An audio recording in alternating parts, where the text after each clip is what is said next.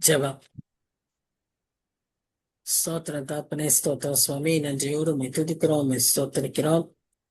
இதோ இந்த மாதத்தின் கடைசி வாரத்திலும் கூட ஜீவனோடு சுகத்தோடு சுவாமி நாங்க நீர் ஏற்படுத்தி கொடுத்த இந்த அன்பின் ஐக்கியத்துல நாங்கள் ஒருவரை ஒருவர் பகிர்ந்து கொள்ளவும் காணவும் ஆண்டவரே சந்தோஷமாய் சில காரியங்களை பகிர்ந்து கொள்ள நீர் எங்களுக்கு கொடுத்த நல்ல கிருபைகளுக்காக நன்றி செலுத்துகிறோம்.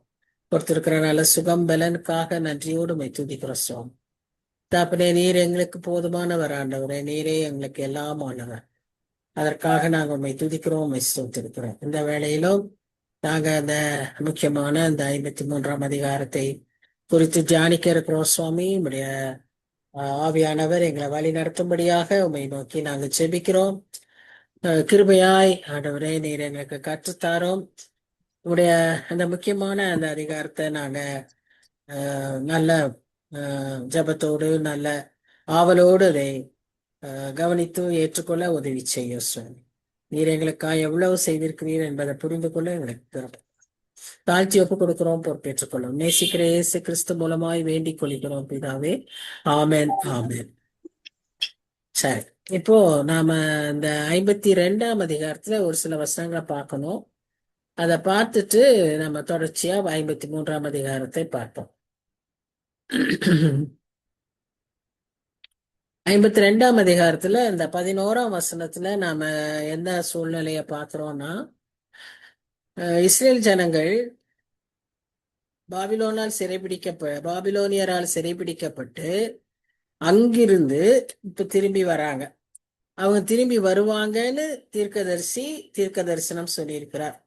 ஒரு சிறு கூட்டம் நிச்சயமாய் திரும்பி வரும்னு. இப்ப அந்த கூட்டம் திரும்பி வரும்போது, திரும்பி வர்ற சமயத்துல கர்த்தர் அவர்களுக்கு கொடுக்கிற உற்சாக வார்த்தைகள் எப்படின்னா, சீக்கிரம் புறப்படுங்க, புறப்படுங்க, அவ்விடம் விட்டு போங்கள், அசுத்தமானதை தொடாதிருங்கள், கர்த்தருடைய பாத்திரங்களை சுமக்கிறவர்களே அது நடுவிலிருந்து புறப்பட்டு உங்களை சுத்திகரியுங்கள். அங்க இப்ப போன கூட்டம் பெரிய கூட்டம், ஆனா எல்லாம் அங்கேயே தலைமுறையா செட்டில் ஆயிடுச்சு. அவங்களுக்கு அந்த கல்ச்சர் ரொம்ப பிடிச்சு போச்சு. அங்கிருந்து வர்றதுக்கு இஷ்டம் இல்லை. அங்கிருந்து வரக்கூடிய கொஞ்சம் பேர் தான், ஒரு சின்ன கூட்டம் தான் திரும்பி வர போகுது. இப்ப இந்த கூட்டத்தை கர்த்தர் சீக்கிரமா புறப்படுங்கிறாரு. அடுத்ததான் என்ன சொல்றாருன்னா, கர்த்தருடைய பாத்திரங்களை சுமக்கிறவர்களே. அப்படின்னா என்னன்னா, ரெண்டு விதத்துல அதை புரிஞ்சுக்கலாம். கர்த்தருடைய காரியங்களை சுமந்துக்கிறவங்க நாம அது அப்படின்றதையும் புரிஞ்சுக்கலாம். ரெண்டாவதாக, அவர்கள் அங்கிருந்து கொண்டு வந்த ஆலய பாத்திரங்களை அவர்கள் எடுக்கணும். ஆலய பாத்திரங்கள்லாம் பரிசுத்தமான பாத்திரங்கள், அது பிரித்தெடுக்கப்பட்ட பாத்திரங்கள். அந்த பாத்திரங்களை சுமக்கிறவர்களே அது நடுவிலிருந்து புறப்பட்டு உங்களை சுத்திகரியுங்கள். எது நடுவிலிருந்து? Separate from Babylon. அந்த பாபிலோனிய கல்ச்சர், அந்த பாபிலோனிய பழக்க வழக்கங்கள், அதுல இருந்தெல்லாம் நீங்க உங்களை பிரித்தெடுத்து பரிசுத்தமாக்கி சுத்திகரித்து நீங்க இந்த ஊருக்கு கிளம்பி வாங்க அப்படின்னு அவர் சொல்றாரு. இப்ப நீங்க ஏதோ தப்பிச்சு ஓடி போகிறவங்க மாதிரி ஓடி போகிறது இல்ல. கர்த்தர் உங்கள் முன்னே போவார். இஸ்ரவேலின் தேவன் உங்கள் பிறகை காக்கிறவராய் இருப்பார். எவ்வளவு அருமையா அவங்களுடைய அந்த பிரயாணத்தை அவ்வளவு அருமையா சொல்றாரு. முந்தின வசனங்கள்ல நம்ம பார்த்தோம், பள்ளங்கள் எல்லாம் மேடாக்கப்படும், மலைகள் எல்லாம் தகர்க்கப்படும், வழி உண்டாக்கப்படும் எல்லாம் சொன்னாரு. இப்போ நான் முன்னால போவேன், உங்களுக்கு பின்னால இருந்து காப்பாருன்னு சொல்லி ரொம்ப அழகா சொல்றாரு. அதனால பாதுகாப்போடு நீங்க புறப்படலாம். கர்த்தரை நம்பி நம்ம வரும்போது அவர் நமக்கு எல்லாவற்றையும் நமக்காய் செய்கிறவராய் இருக்கிறார் என்பதை இந்த வசனங்கள் மூலமா நாம தெரிந்து கொள்கிறோம். அப்புறம் இன்னொரு காரியம் இதுல நம்ம புரிந்து கொள்ளுகிற விஷயம் என்னன்னு சொன்னா, அந்த இடத்துல இருந்து நீங்க பிரிந்தெடுக்கப்பட்டு சுத்திகரிக்கப்பட்டு வாங்கன்னு சொல்றாரு. இன்னைக்கு நமக்கு சொல்றது அதான். இந்த உலகத்துல நாம இருக்கிற இந்த பயங்கரமான சூழல்ல நாம பிரித்தெடுக்கப்பட்ட ஜனங்களாய், அவருக்கென்று பரிசுத்தமாக்கப்பட்ட ஜனங்களாய் நாம் இருக்க வேண்டியவர்களாய் இருக்கிறோம். அப்படி நாம் இருக்கும்போது நம்மை ஒரு கனமுள்ள பாத்திரமாக அவர் பயன்படுத்துவார், தெரிந்து கொள்வார். நம்மை அவர் அவருடைய நற்காரியங்களை செய்யறதுக்கு 2 தீமோத்தேயு 2ஆம் அதிகாரம் 21ஆம் வசனத்தை நம்ம வாசிக்கும் போது நம்ம பார்க்கிறோம், அவருக்கு பயனுள்ள ஒரு பாத்திரமாக, அவர் விரும்புகிற நற்காரியங்களை செய்யக்கூடிய ஒரு பாத்திரமாக நம்மை அவர் வணைந்து கொள்வார் என்று சொல்லி நாம் பார்க்கிறோம். சோ இதுதான் இந்த அதிகாரத்துல இந்த வசனத்துல அவர் சொல்ற காரியம். இப்ப அடுத்த பகுதி எப்படி அப்படின்னு பாத்தீங்கன்னா 13, 14, 15 இருந்து 53ஆம் அதிகாரம் 12ஆம் வசனம் வரைக்கும் ஒரு பாடல். இந்த நான் ஏசாயாவை இரண்டாய் பிரிக்க முடியும்னு நான் சொன்னேன். 39 அதிகாரங்கள் இதை குறித்து எச்சரிப்பும் நியாயத்தீர்ப்புமாய் இருக்கிறது. 40 66 வரைக்கும் அது ஒரு பகுதியா இருக்கு. அதை ஓல்ட் டெஸ்டமெண்ட், நியூ டெஸ்டமெண்ட் கூட சொல்லுவாங்க. இந்த ஏசாயாவே ஒரு பைபிள் அப்படின்னு சொல்லுவாங்க. ஏன்னா 66 புத்தகம் இருக்கு. அதனால இதெல்லாம் முன்னாலேயே சொல்லியிருக்கேன். இந்த 27 புத்தக அதிகாரங்கள், பின்பகுதியில் இருக்கிற 27 அதிகாரங்கள்ல 4 பாடல்கள் உண்டு. சர்வெண்ட் பாடல், சர்வெண்ட் சாங்ஸ் அப்படின்னு பேரு. அதாவது மேசியாவின் கீதங்கள். இதுல 4 பாடல்கள்ல 40, 42, 42, 49, 53 இதெல்லாம் பாடல்கள். 40 இல்ல, 42, 49, 52, 53 இதெல்லாமே பாடல்களாய் இருக்கு. சர்வெண்ட் சாங்ஸ் சொல்லி அதற்கு பெயர்.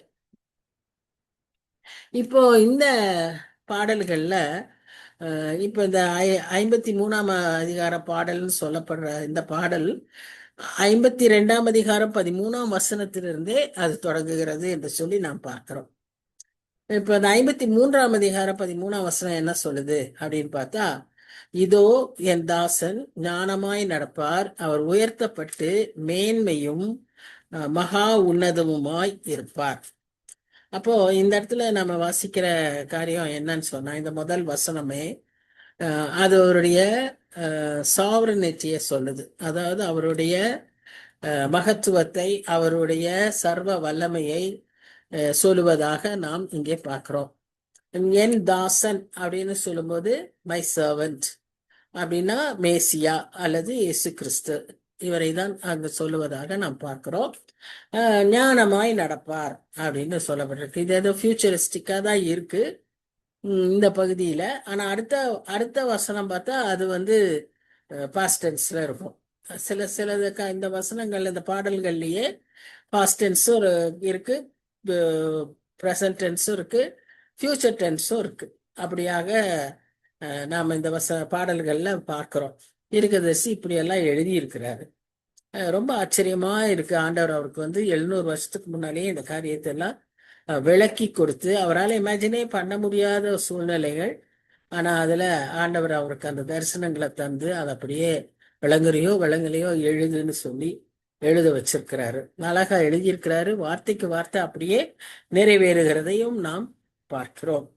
இப்போ மேன்மையும் மகா உன்னதமுமா இருப்பாருன்னா, அவர் உன்னதங்களில இருக்கிறத பற்றி நம்ம புதிய ஏற்பாட்டுல நிறைய இடத்துல வாசிக்கிறோம். எபேசியர்ல வாசிக்கிறோம், எபிரேயர்ல வாசிக்கிறோம். அவர் எப்படி உன்னதத்துல அவர் வீற்றிருக்கிறார் என்று சொல்லி நாம் பார்க்கிறோம். அது காட்சியாக கூட யோவானுக்கு காண்பித்திருக்கிறார். சோ அவர் உயர்த்தப்பட்டு பூமியிலிருந்து அவர் உயர்த்தப்பட்டவர். சோ அதுவும் நாம பார்க்கிறோம். அதாவது அவர் மரித்த பிறகு அவர் எழுந்து உயர்த்தப்பட்டு அவர் எங்க போனாரு? உன்னதத்துக்கு போய் வலது பாசத்துல வீற்றிருக்கிறார் என்பது ஒரு அர்த்தம். சோ இப்படியெல்லாம் மேசியாவானவர் இருப்பாருன்னு சொல்லி அவருடைய வெற்றி பாடலாக, அவருடைய ஒரு அக்காம்ப்ளிஷ்மெண்ட், அவர் செய்த நிகழ்த்தின நல்ல காரியங்களை குறித்து இது பேசுவதை பார்க்கிறோம். 14ஆம் வசனம் என்ன சொல்லுதுன்னு பாத்தீங்கன்னா, மனுஷனை பார்க்கிலும் அவருடைய முகப்பார்வையும் புத்திரரை பார்க்கிலும் அவருடைய ரூபமும் இவ்வளவு அந்த கேடு அடைந்தபடியினாலே அவரை கண்ட அநேகர் பிரமிப்படைந்தார்கள் என்று சொல்லுவதை நாம பார்க்கிறோம். அடைந்தார்கள் அப்படின்னு போட்டிருக்கு, பாஸ்ட்ல இருக்கு. ஆனாலும் இன்னும் நடக்கவே இல்லை. இதெல்லாம் இப்ப நடக்க போகுது, 700 வருஷம் கழிச்சுதான் நடக்க போகுது. ஆனா அப்பவே அடைந்தார்கள்னே போட்டிருக்கு. இதெல்லாம் தான் விளங்கல. ஆனா ஆண்டவர் அழகா ஆவியானவர் அவருக்கு சொல்லி கொடுத்திருக்காரு. அதுல பாருங்களேன், மனுஷனை பார்க்கிலும் அவருடைய முகப்பார்வை, மனுபுத்திரரை பார்க்கிலும் அவருடைய ரூபம். அப்போ மனுஷனை கண்டுபிடிக்க முடியாத அளவுக்கு அவருடைய முகம் பாடடைந்து அந்த கேடு அடைந்ததினாலே அவரை கண்ட அநேகர் பிரமிப்படைந்தார். நம்ம இயேசு கிறிஸ்து கண்ணை மூடிட்டு யோசிச்சோம்னாலே ஒரு அழகான சாந்தமான ஒரு அன்பான ஒரு முகம் நமக்கு தெரியும் இல்ல. ஆனா உண்மையா பார்க்கும்போது ஒருவேளை அஹ், இந்த முகம் அவருக்கு இருக்குமா? வேதத்தின்படி அது அப்படியே நிறைவேறி இருக்கிறது. அந்த மாதிரிதான் இருப்பாரா தெரியல. அந்த முகம் வந்து பார்க்கும்போது மனுஷர் வந்து அதை பார்க்கறக்கே விரும்ப மாட்டாங்களாம். பார்க்கறதுக்கு பயப்படுவாங்க, பார்க்கறதுக்கு விரும்ப மாட்டாங்க. அந்த அளவுக்கு அந்த முகம் கேடடைந்து இருக்கும் என்று சொல்லி நாம பார்க்கிறோம்.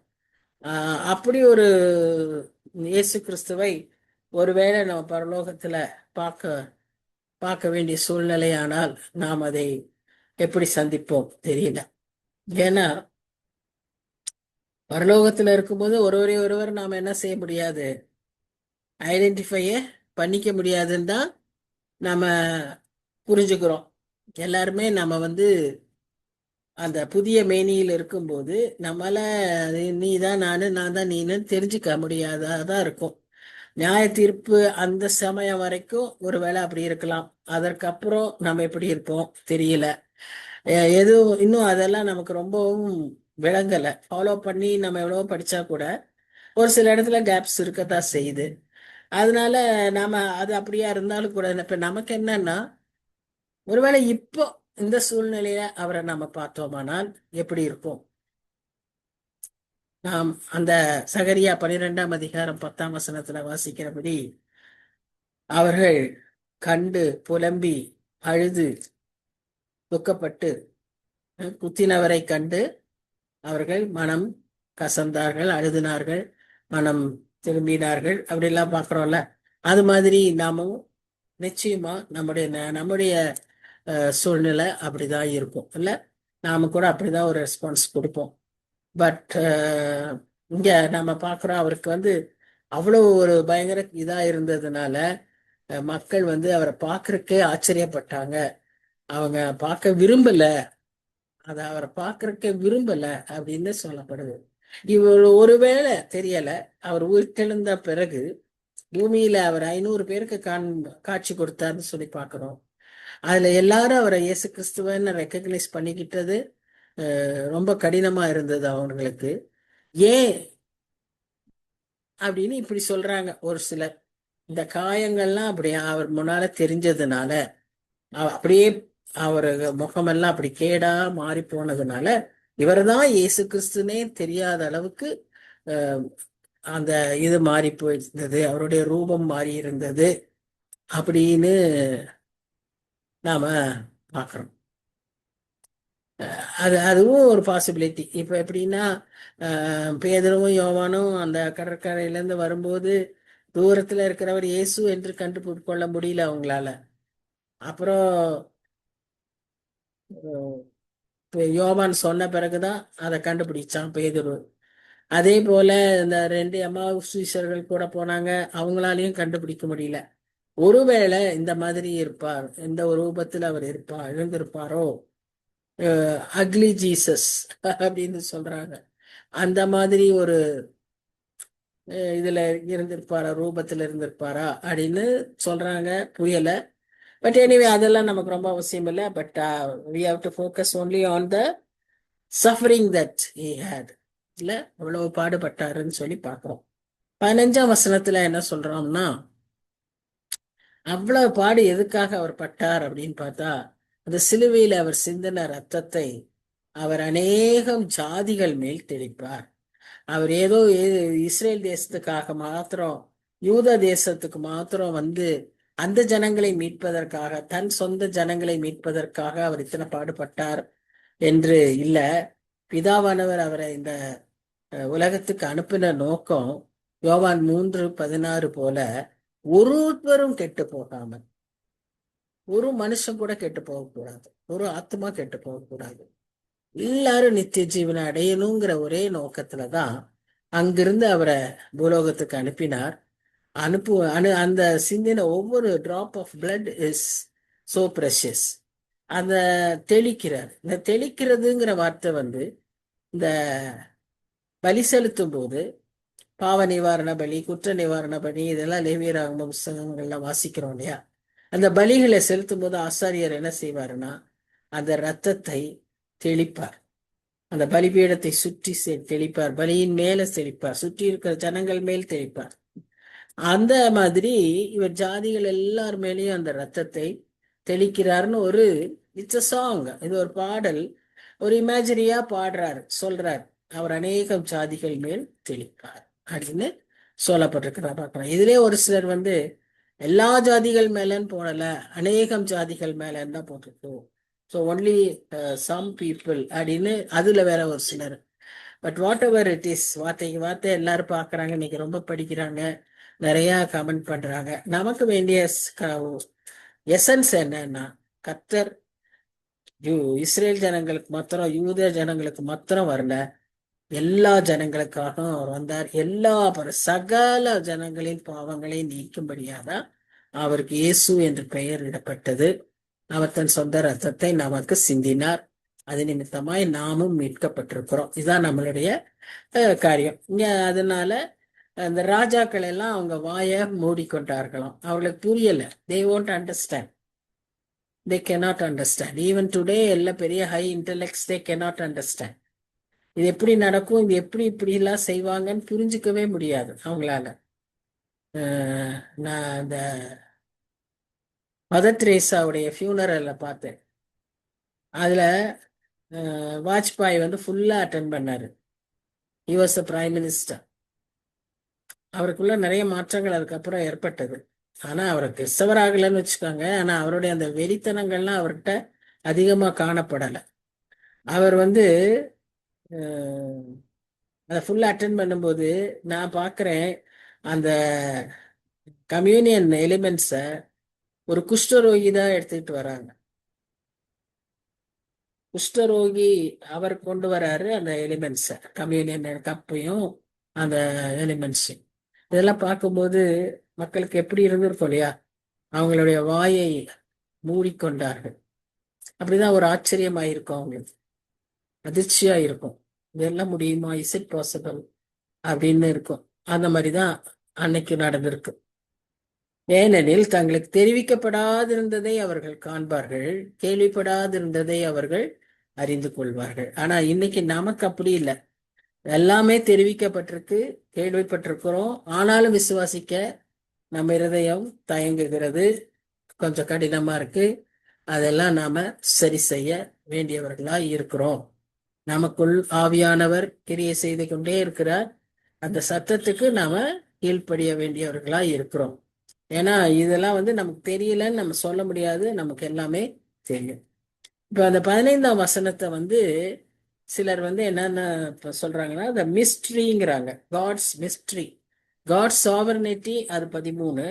And the mystery of cross, அந்த 14 15 பார்க்கும்போது புரியலையே. அவ்வளோ சாவரின் காட் அப்படி உன்னதமா இருப்பாரு, அச்சீவ் பண்ணிட்டாரு அப்படிலாம் பேசும்போது இங்க வந்து சஃபரிங் இப்படின்றது புரிய மாட்டேங்குது. அதுவும் எப்படி புரியல, இன்னும் கொஞ்சம் மிஸ்டீரியஸா எப்படி இருக்குன்னு சொன்னா, இந்த சஃபரிங்களை வந்து எல்லாம் ஹியூமன் ஆக்ட்னாலதான் அவங்க சஃபர் பண்றாங்க. பீப்புள் கம்ப்ளைண்ட் பண்றாங்க, பீப்புள் குரூசிஃபைங்கிறாங்க. ஒன்னு பிலாத்து வந்து அவரை ஒப்பு கொடுக்கிறாரு, அப்புறம் அவர் வந்து சிலுவையில் அறையப்படுறாரு. இதுல எல்லாமே வந்து மனுஷர் இருக்காங்க. அப்புறம் அது எப்படி காட்ஸ் பிளானு, இப்படி அவங்க செய்யணும்னு எப்படி காட் பிளான்டு, அவங்களுக்கு எப்படி தெரியும் கர்த்தருடைய திட்டம்னு அப்படின்னு சிலர் ஆர்கியூ பண்ணிக்கிட்டு இருக்காங்க. But it is that is the mystery. என்ன mystery? God's plan, God whatever he wants to do, அவர் வந்து மனிதர் மூலமா தான் அவர் செய்யறாரு. அதை மனிதர் மூலமா செய்யறதுக்கு மனிதர்களே அவர் தெரிந்து கொள்கிறார். உதாரணமா இந்த இஸ்ரேல் ஜனங்களை எகிப்திலிருந்து வழி நடத்துறதுக்கு மோசையை தெரிந்து கொண்டார். அதற்கு பின்பு அவர்களுக்கு பாடம் புகட்டுவதற்காக பாபிலோன் ராஜாவை தெரிந்து கொண்டார், நேபுகாத்நேச்சார. அதற்கு பின்பு அந்த பாபிலோன் சிறையிருப்பிலிருந்து மீட்டுக் கொள்வதற்காக ஒரு பெர்சிய ராஜாவை தெரிந்து கொண்டார், கோரேஸ் ராஜாவை. இப்போ ஆச்சரியமா இருக்குது, அவருடைய வழிகள் எல்லாம் நமக்கு வழங்கல.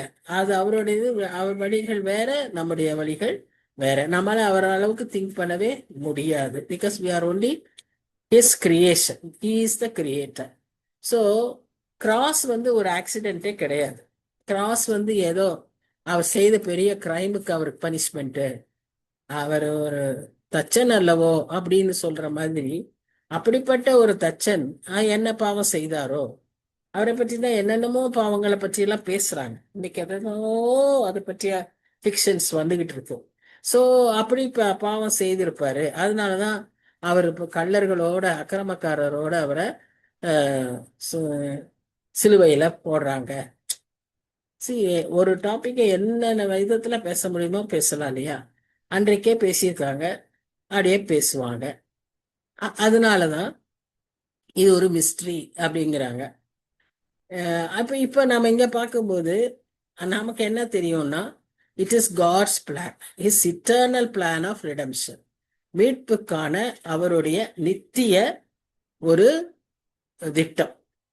அதுல இந்த மாதிரி ஒரு பார்ட் ஹியூமன்ஸ் உடைய ஒரு பார்ட் இருக்கு. என்னன்னா இவங்க அந்த மாதிரி கம்ப்ளைண்ட் பண்ணி அப்படி அவரை சிலுவையில் அறையறக்கு ஒரு வழி உண்டாக்கி தர்றாங்க. இவங்க அவரை பிடிக்கிறாங்க, அவரை போய் அப்படி பிளாஸ்பமின்னு சொல்லி குற்றப்படுத்துறாங்க, என்னென்னமோ செய்யறாங்க, தூஷணங்கள் சொல்றாங்க. இப்போ கடைசியா குரூசிஃபை குரூசிஃபைன்னு சொல்லி அவரை சிலுவையில் அறையறக்கு ஒப்பு கொடுக்குறாங்க. இதெல்லாம் ஹியூமன் ஈவில் ஆக்ட்ஸ். அதுல அதன் மத்தியில கர்த்தருடைய திட்டம் இருக்கு. இதுதான் மனுஷனுக்கு வழங்க மாட்டேங்குது. எப்படி இப்படிப்பட்ட ஒரு திட்டத்துல கர்த்தருடைய திட்டம் இருக்கும்? இப்படி ஒரு பயங்கரமான ஒரு விளைவுல கர்த்தர் திட்டம் எப்படி இருக்கும்? ஒரு அழிவு, இந்த அழிவுல கர்த்தருடைய திட்டம் எப்படி இருக்கும்? நமக்கு தான் தெரியாது. ஆனா கர்த்தருடைய திட்டத்தின்படி நடக்குது. யுத்தங்கள் இதெல்லாமே நமக்கு விளங்கல. ஆனா God's plan is still there because he is sovereign. அதான் 13ஆம் வசனத்துல பார்க்கிறோம். அவர் மேன்மையும் உன்னதமானவர், ஞானமாய் நடப்பார். அவருக்கு இப்ப நாம நினைக்கிற மாதிரி எல்லாம் இந்த ஷார்ட் டேர்ம் இதெல்லாம் கிடையாது. ஆதியும் அந்தமும் அறிந்தவர், அவர் எல்லாம் அறிந்தவர். அதனால அவர் செய்கிற அந்த காரியத்தை நம்மளால விளங்கிக்க முடியல. But he does everything with a great purpose. அதுல மேன் ஒரு சின்ன பங்கு. ஹீ டஸ் த்ரூ மென். அவர் செய்யற எல்லா காரியமும் he does through men. Eternal plan of redemption. அதற்கு இன்றைக்கு இவாஞ்சலிசம், இன்றைக்கு mission work, everything he does only through human beings. Angels செய்யறது இல்லை. ஏஞ்சல்ஸ்க்கு அதான் பெரிய பொறாமை. இந்த படைப்பு எப்படி அவ்வளவு சிறந்த ஒரு விசேஷமான படைப்பு, இதற்கு எப்படி இப்படி பொறுப்பெல்லாம் கொடுக்குறாரு? நம்ம சும்மா சர்வெண்ட் மாதிரி, ஏவல்காரங்க மாதிரி, நீ போ அங்க போ, அதை செய் இதை செய்ன்னு சொல்றாரு. ஆனா இவங்களுக்கு அவர் செய்ய வேண்டிய வேலைய அவரோடு கூட பார்ட்னர்ஷிப் வச்சு செய்யறதுக்கு இவங்களை தெரிஞ்சுக்கிறாங்களே. You are so blessed and you are so special. இதை புரியாம நம்ம மக்கள் அது எல்லாத்தையும் அலட்சியப்படுத்தி அதற்கு ஒரு இம்பார்ட்டன்ஸ் கொடுக்காம அப்படி நடந்துக்கிட்டு இன்னைக்கு இருக்கிறோம். But actually we are so special in the sight of God. சரி, இப்ப இந்த இடத்துலயும் அதான் மிஸ்ட்ரி. அந்த மிஸ்ட்ரி நிறைய பேருக்கு இன்னும் புரியல. அன்றைக்கு இருந்தவங்களுக்கு சுத்தமா புரியல. இன்னைக்கு நமக்கு வேதத்தின் வெளிச்சத்துல ஓரளவு புரிந்து கொள்ள முடியும். இப்ப 53ஆம் அதிகாரத்திற்குள்ளாக போகும். தொடர்ச்சியா 53ஆம் அதிகாரத்துக்குள்ளாக போகிறதுக்கு முன்னால கொஞ்சம் அதை பற்றிய நிறைய செய்திகளை, தகவல்களை சொல்லணும். இந்த ஒரே சாப்டரே ஒரு காஸ்பல் அப்படிங்கிறாங்க. ஒரு சாப்டர்ல 12 வசனம் தான் இருக்கு. இந்த 12 வசனமுமே ஒரு சுவிசேஷம். 4 சுவிசேஷங்கள் உண்டு, இது 5வது சுவிசேஷம் அப்படின்னு சொல்றாங்க. ஒரு சிலர் இதுதான் முதல் சுவிசேஷம், ஏன்னா அது பழைய ஏற்பாட்டிலேயே எழுதப்பட்டுருச்சு அப்படின்னு சொல்றாங்க. இன்னும் நிறைய பேர் இதை பற்றி பேசியிருக்கிறாங்க. பாலிகார்ப் நமக்கு தெரியும், அவர் ஒரு பெரிய மாற்றியர். அவர் சொல்றாரு, the golden passional, the golden passional of the Old Testament அப்படின்னு சொல்றாரு பாலிகார்ப்ங்கிறவர். ஸ்பர்ஜன் சொல்றாரு, பைபிள் இன் மினியேச்சர் அப்படின்றாரு. எது? இந்த ஒரு அதிகாரத்தை, நாட் ஐசாயா புக்கு, ஒரே அதிகாரத்தை அவர் அப்படி சொல்றாரு.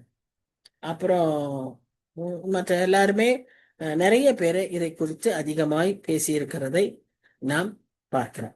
இது ஒரு முக்கியமான அதிகாரமா இருந்ததுனாலதான் இதை நிறைய தடவை புதிய ஏற்பாட்டுல 80 தடவை இதை கோட் பண்ணியிருக்கிறதாக ஒரு செய்தி, ஒரு தகவல் கிடைத்தது.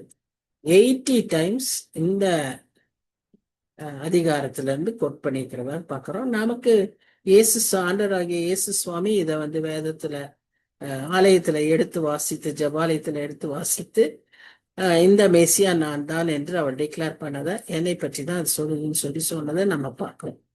அதே சமயத்துல அப்போஸ்தலர் நடவடிக்கைகள் 8ஆம் அதிகாரத்துல 28ஆம் வசனத்திலிருந்து 38ஆம் வசனத்துல ஒரு சம்பவத்தை பார்க்கிறோம்.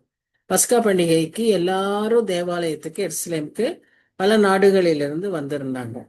அதுல ஒருத்தர் கேண்டேஸ் பிரின்சஸ் உடைய ட்ரெஷரர், பொக்கிஷதாரி ஆகிய ஒரு யூனக் அவர் வந்திருந்தார், அன்னகர் வந்திருந்தார்.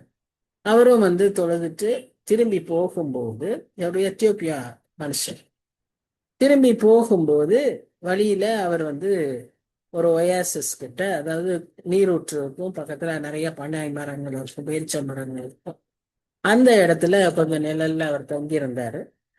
அந்த மனுஷன் பாருங்க, அவ்வளவு பெரிய பொக்கிஷதாரி, அவர் ஆலயத்துக்கு வந்துட்டு தான் போயிருக்கிறாரு.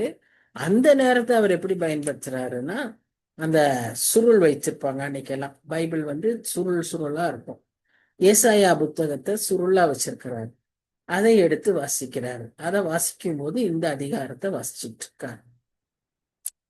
இப்போ இவர் அந்த புத்தகம் எவ்வளவு இம்பார்ட்டன்ட், அந்த வசனங்கள் எவ்வளவு இம்பார்ட்டன்ட், அவருக்குள்ள எவ்வளவு ஒரு தேடல் இருந்திருந்தா, அந்த வந்து கர்த்தர் பார்வையில அது அவ்வளவு விசேஷமா இருந்ததுனால, பிலிப்ப சமாரியா தேசத்துல இருந்து அவர் அவ்வளவு அழகா அங்க ஊழியம் செஞ்சுட்டு அங்க இருக்கும் போது செட்டில் ஆகி இருக்காரு. கிளம்பு, நீ ஓடு, போய் அவருக்கு போய் அதை விவரின்னு சொல்றாரு. ஒரே ஒரு மனுஷன், அவர் ரதத்துல போயிட்டு இருக்காரு, இவரு காலில் ஓடணுமா வனாந்தரத்துல. ஆனா காட் கேவ் தட் ஸ்பீடு. போறாரு, அவரை பாக்குறாரு. அப்ப அவர்கிட்ட கேட்கிறாரு, என்ன வசிக்கிறீங்க? இதை வசிக்கிறேன், இது உங்களுக்கு புரியுதா? அவர் சொல்ல, யாராவது விவரிச்சு சொன்னாதானே எனக்கு புரியும். இதை யாரை பத்தி பேசிட்டு இருக்கிறாங்க? இது எழுதின ஏசாயாவா பத்தி பேசுறாங்கன்னா, இதை யார, ஏன்னா தாசன் தாசன் இருக்கு, இது யாரை பத்தி பேசுறாங்க? அவருக்கு விளங்கல. இன்னைக்கு நிறைய பேருக்கு விளங்காது.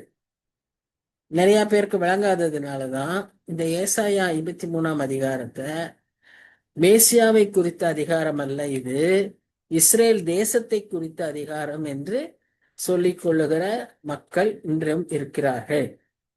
இது it is not about the Messiah, it is about the nation, our nation.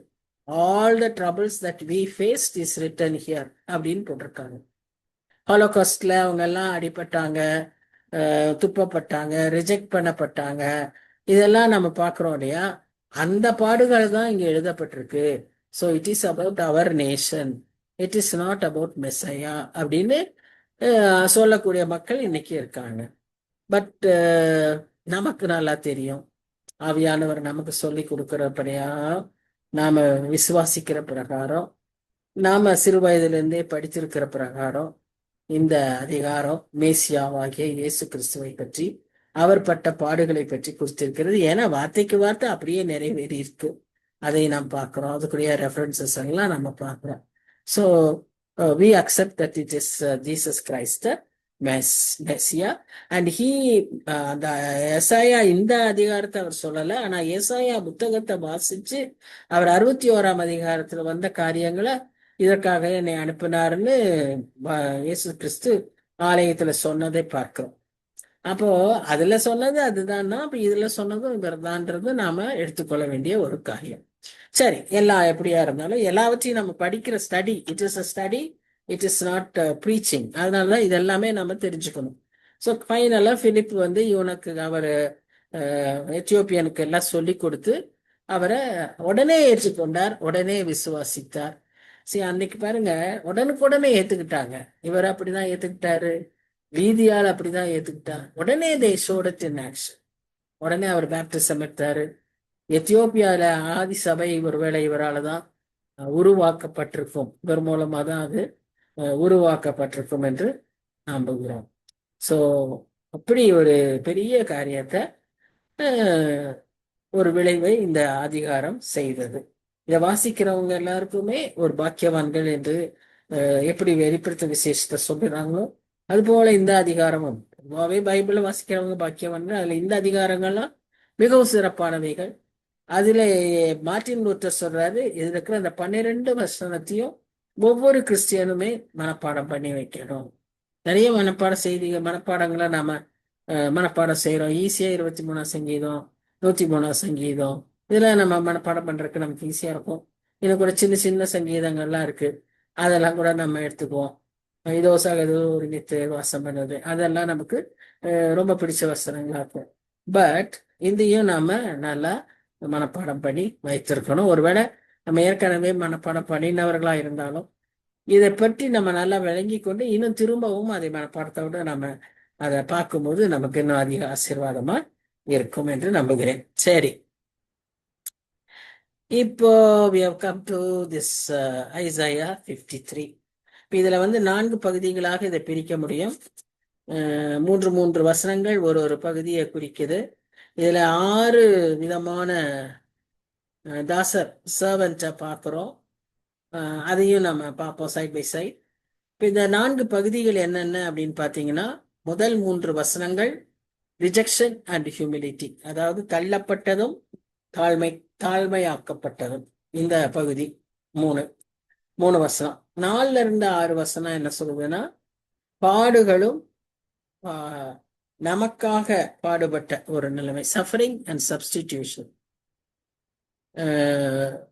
நமக்காக அவர் பாடுகளை சுமந்து கொண்டது. 10ல இருந்து 12 எதை சொல்லுதுன்னா, சைலண்ட் அண்ட் என்டியூரன்ஸ், அமைதலாய் இருந்தார், அதை பொறுத்து கொண்டார், சகித்து கொண்டார். அந்த காரியத்தை அதுல சொல்லுது.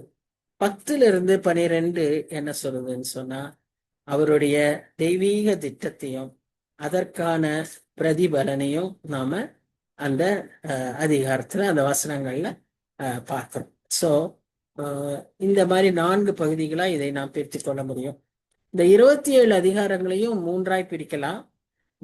அதாவது 2வது பின்பகுதியாகிய எசாயா 40ல இருந்து இருக்கக்கூடிய 40ம் சேர்த்து 27 அதிகாரம். அந்த 27 அதிகாரத்தை 3 பகுதியா 9 அதிகாரம் 9 அதிகாரம் பிரிச்சுக்கிட்டா, முதல் 9 அதிகாரம் இஸ்ரவேலின் மீட்பை பற்றி பேசுகிறது. 2வது 9 அதிகாரம் பாவிகளுடைய மீட்பை பேசுகிறது. கடைசி 9 அதிகாரங்கள் இந்த உலகத்தின் மீட்பை பற்றி பேசுகிறது.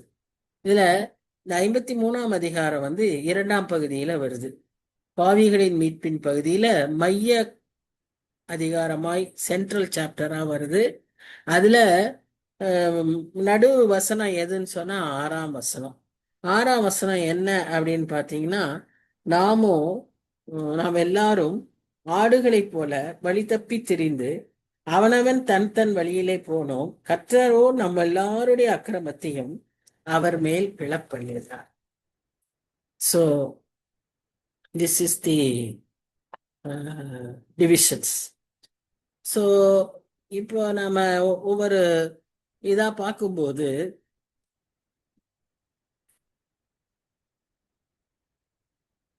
முதல் வசனம், எங்கள் மூலமாய் கேள்விப்பட்டதை விசுவாசித்தவன் யார்?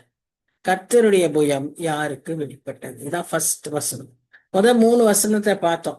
அந்த 5 ஸ்டான்ஸால அந்த ஸ்டான்ஸா அந்த 3 வசனம் 13, 14, 15, 52ஆம் அதிகாரம். அதுல நாம பார்த்த செய்திய அப்பவே அவங்க ஆச்சரியத்தோட வாய மூடிட்டாங்க. அதை நம்புறவங்களோ விசுவாசிக்கிறவங்களோ யாருமே இல்லை.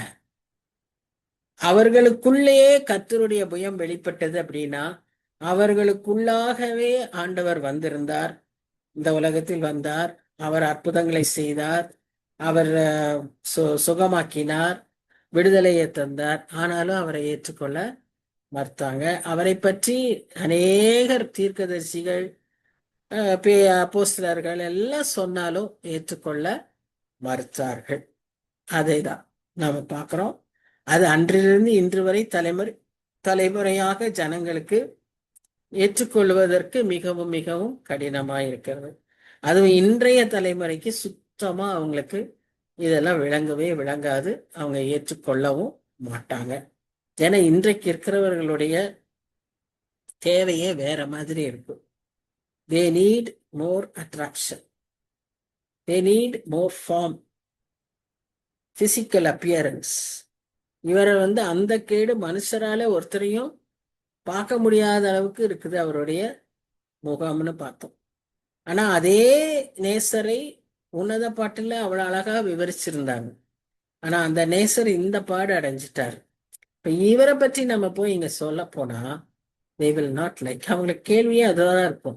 கடவுள்னு சொல்றீங்க, எல்லாம் செய்ய முடியுங்கிறீங்க, அவர் எதுக்காக இந்த பாடு செய்யப்படணும்?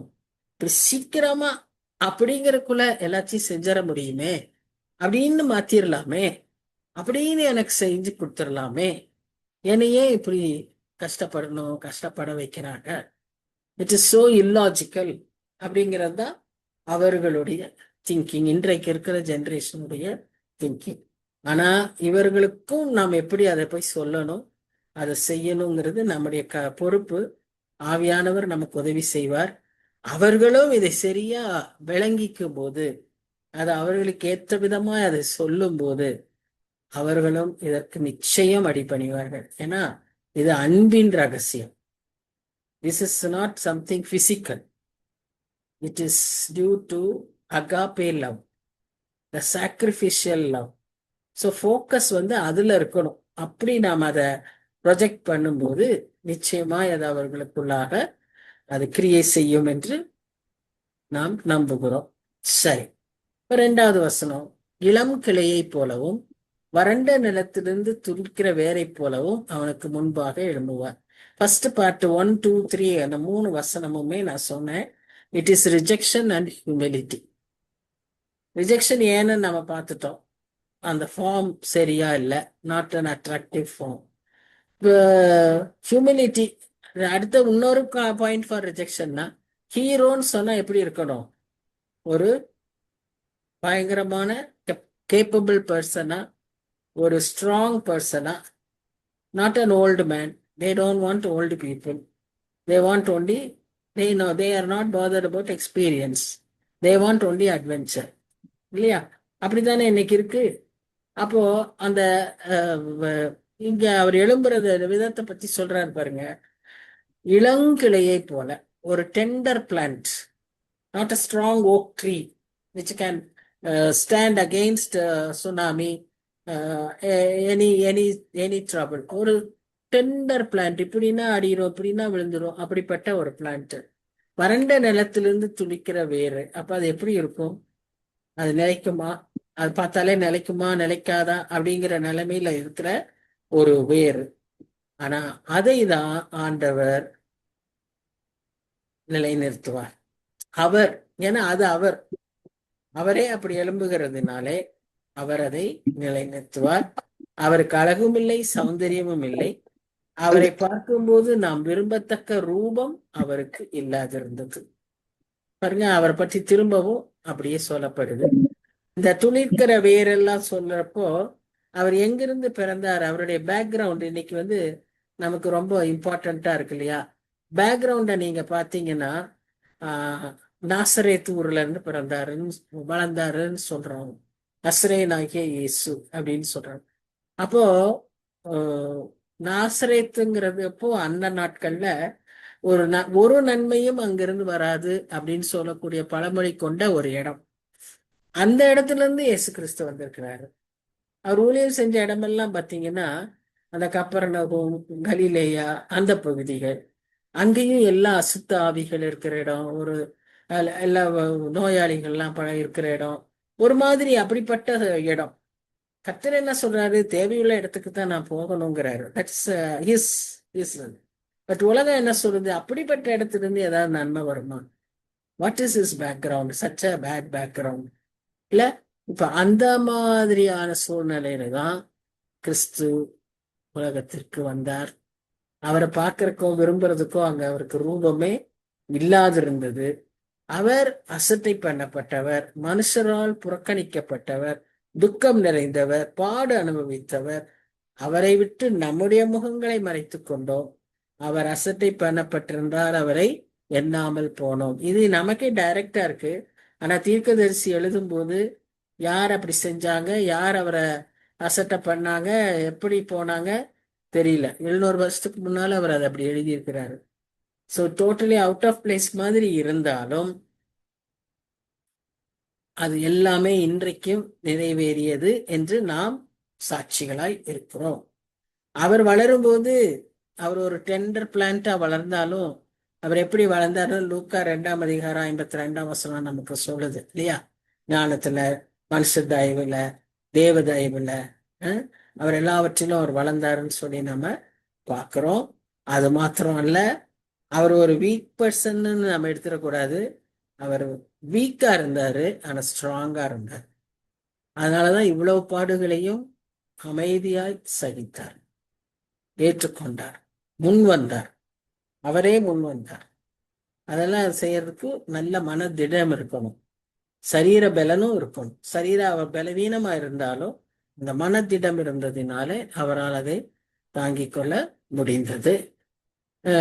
இப்ப இங்க பாக்குறோம், நம்ம எப்பவும் அதை மாத்திரம் நினைக்கக்கூடாது. அவருடைய பாடுகள்ல அவர் அடிச்சா கூட அவருக்கு வலிக்கல, அது அவருக்கு கர்த்தரா இருந்ததுனால, பிதா இயேசு கிறிஸ்துவா இருந்ததுனால பிதா அவருக்கு அந்த வலியை கொடுக்கலன்னு இல்லை. நிச்சயமா அவர் எல்லா வலியையும் அனுபவித்தார்.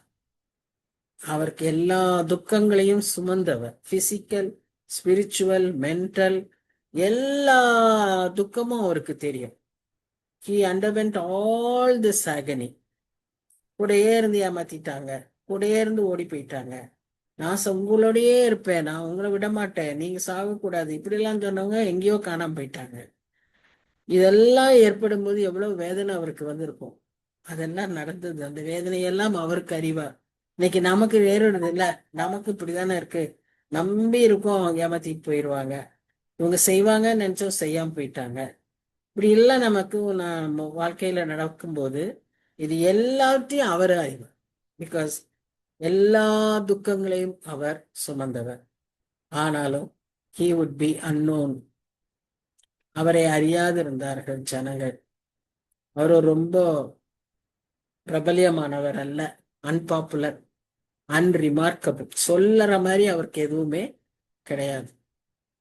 Yet he was the chosen one. He was the one who brought us redemption. ஆனா அவருக்கு நம்முடைய பாடுகள் எல்லாம் தெரியும். அவருக்கு நம்முடைய தனிப்பட்ட விதத்துல, ஆவிக்குரிய விதத்துல இருக்கக்கூடிய பாடுகளும் தெரியும். அவருக்கு சரீர பிரகாரமான பிரச்சனைகளும் அவருக்கு தெரியும். ஏழ்மையும் தெரியும்.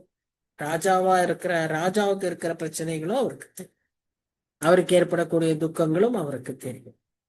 இப்படி எல்லா விதமான துக்கத்தையும் சுமந்தவராய், பாடுகளை அனுபவித்தவருமாய் இருந்தார். ஆனாலும் நாம் என்ன செஞ்சிட்டோம்? அவரை ஒதுக்கி விட்டோம். அவரை 3ஆம் வசனம் என்ன சொல்றது? அசட்டை பண்ணப்பட்டிருந்தார், அவரை எண்ணாமல் போனோம். அவரை நாம் எண்ணாமல் போனோம் என்று சொல்லி நாம பார்க்கணும். இன்னைக்கு மனுஷன் ஒரு ப்ரீச்சரே இருக்கட்டுமே, அந்த ப்ரீச்சருடைய ஸ்டைலு, ப்ரீச்சருடைய எக்ஸ்டர்னல் அப்பியரன்ஸ், ப்ரீச்சருடைய வேர்ட்ஸ், அவருடைய யூசேஜ், குரல், இப்படி we have so many things to get attracted. We like only all these things. இதெல்லாம் இருந்தாதான் நமக்கு பிடிக்குது. ஆனா இயேசு கிறிஸ்துவுக்கோ அது எதுவும் இல்லை, இப்படி எதுவுமே இல்லை. ஆனா அவர் செய்த காரியங்கள், அற்புதங்கள், பேசினது, ஆறுதல், அன்பு, இதெல்லாம் it simply came from the heart and reflected. அதை பெற்றுக்கொண்டவர்களுக்கு அதனுடைய வேல்யூ தெரியும். அதை அவங்களால அதை விட முடியாது. ஆனா தூரத்துல இருந்து பார்க்கிறவர்களுக்கு அவர் ஒரு அட்ராக்டிவ் பர்சனாவே இல்லை.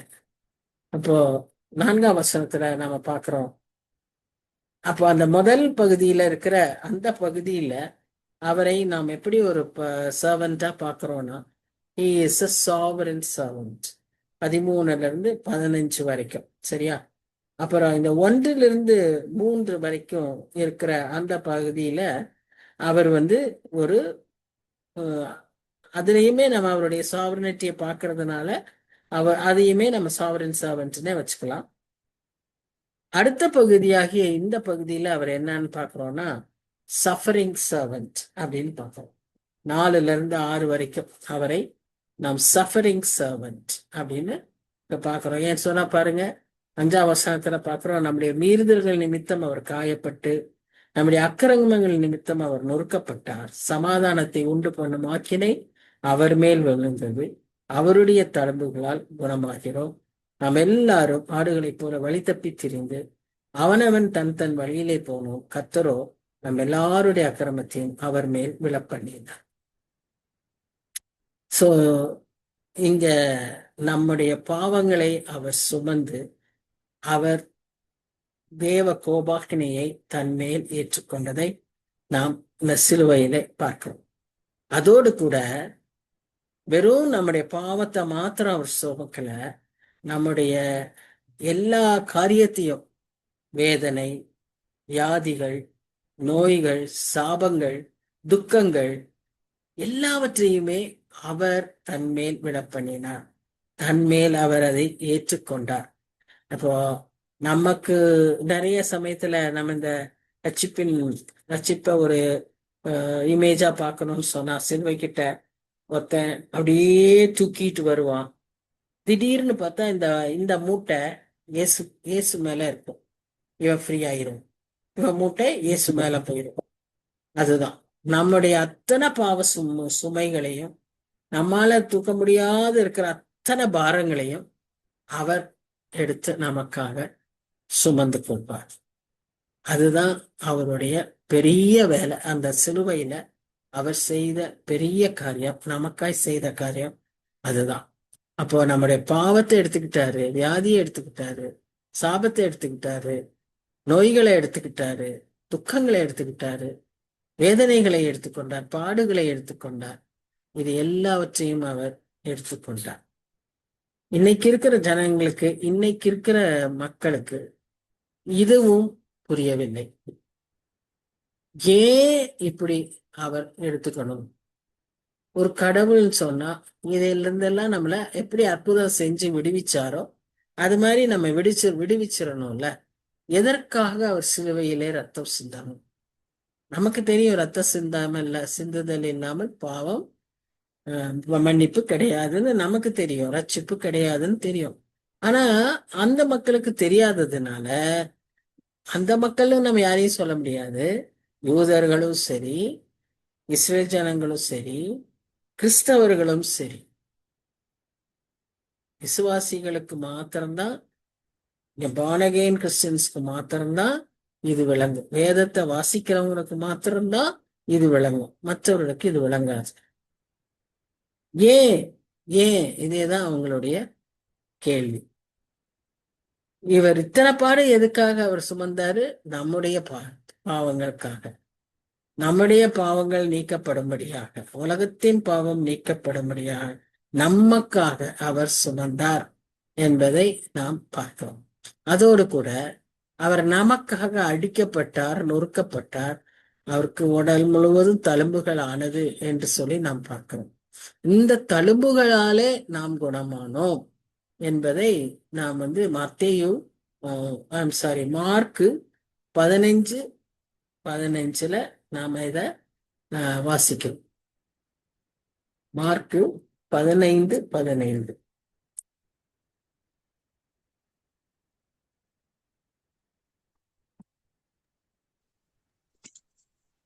அப்பொழுது பிலாத்து ஜனங்களை பிரியப்படுத்த மனதுள்ளவனாய் பரபாசை அவர்களுக்கு விடுதலையாக்கி, இயேசுவையோ வாரினால் அடிப்பித்து சிலுவையில் அறையும்படிக்கு ஒப்பு கொடுத்தான். இயேசுவையோ வாரினால் அடிப்பித்து, அந்த தழும்புகள், அந்த ஸ்ட்ரைப்ஸ், அதுதான் நமக்கு பாவத்திலிருந்து விடுதலையை தருது, நம்ம பாவத்திலிருந்து நம்மை குணமாக்குது, நம்முடைய வியாதியிலிருந்து அது குணமாக்குது. அது 2 விதமாகும், பிசிக்கல் சென்ஸ்லயும் ஸ்பிரிச்சுவல் சென்ஸ்லயும் நமக்கு அது குணப்படுத்துகிறது என்று சொல்லி நாம அதற்காக அவர் தழும்புகளை ஏற்றுக்கொண்டார். நாம அந்த சுகத்தை பெற்றுக்கொள்ளணுங்கிறதுக்காகத்தான் அவர் இந்த தழும்புகளை ஏற்றுக்கொண்டார் என்று சொல்லி நாம பார்க்கிறோம். அடுத்ததா நம்ம என்ன பார்க்கிறோம்னு சொன்னா, we have been saved, we are being saved and will be saved. இந்த சிலுவையில அவர் செய்த அந்த மீட்பின் திட்டம் ஏதோ அன்னைக்கு ஒரு நாள் 2000 வருஷத்துக்கு முன்னால நடந்து முடிஞ்சிருச்சு அப்படி அல்ல. அன்றைக்கு நடந்தது, இன்றும் நடக்கிறது, இனிமேலும் நடக்கும். எபேசியர் 2:8 என்ன சொல்லுது பாருங்க. எபேசியர் 2:8,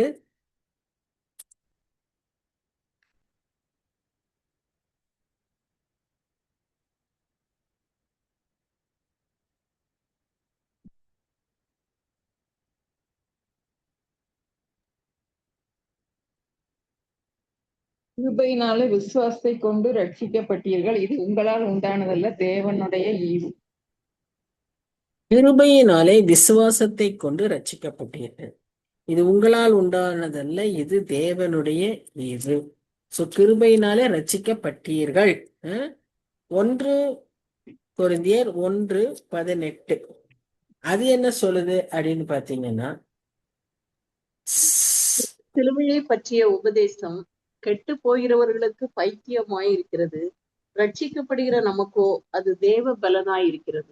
ரட்சிக்கப்படுகிற நமக்கோ, அது ரட்சிக்கப்பட்டீர்கள், இது ரட்சிக்கப்படுகிற நமக்கு. So being saved. சரியா? இப்ப 1 கொரிந்தியர் 3:15 பாருங்க.